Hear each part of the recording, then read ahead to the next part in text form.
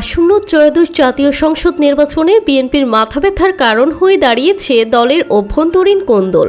ধানের শীষ প্রতীকের প্রার্থীর বিরুদ্ধে বিদ্রোহী হিসেবে মনোনয়ন জমা দিয়েছেন দলেরই ৪২ জন নেতা।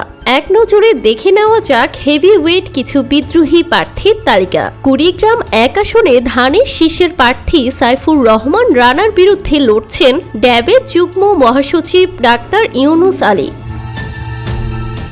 বরিশাল এক আসনে জহিরুদ্দিন স্বপনের প্রতিপক্ষ ইঞ্জিনিয়ার আব্দুস সোবাহান। কুমিল্লা ৬ আসনে মনিরুল হক চৌধুরীর বিরুদ্ধে দাঁড়িয়েছেন হাজী ইয়াসিন।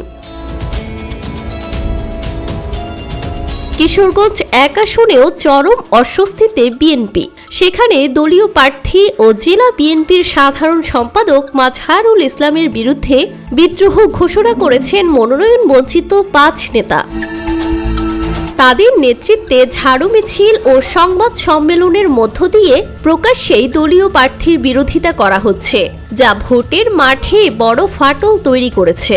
এছাড়া ব্রাহ্মণবাড়িয়া ২ আসনে জোটের প্রার্থীর বিরুদ্ধে স্বতন্ত্র দাঁড়িয়েছেন আলোচিত ব্যারিস্টার রুমিন ফারহানা। নোয়াখালী ৫ আসনে দলের মনোনয়ন না পেয়ে স্বতন্ত্র প্রার্থী হয়েছেন প্রয়াত মাওদুদ আহমেদের স্ত্রী হাসনা জসিমউদ্দিন মাওদুদ। ঢাকা ১২ আসনে জোটের প্রার্থী সাইফুল হককে ছাড় দিলেও স্বতন্ত্র লড়েছেন সাইফুল আলম নীরব। যশোর এক আসনে নুরুজ্জামান লিটনের বিরুদ্ধে মফিকুল হাসান তৃপ্তি এবং যশোর ৪ আসনে মতিয়ার রহমান ফারাজির বিরুদ্ধে দাঁড়িয়েছেন টিএস আইয়ুব ও তার ছেলে। ঝিনাইদহ ৪ আসনে সদ্য বিএনপিতে যোগ দেওয়া রাশেদ খানের বিরুদ্ধে দাঁড়িয়েছেন সাইফুল ইসলাম ফিরোজ।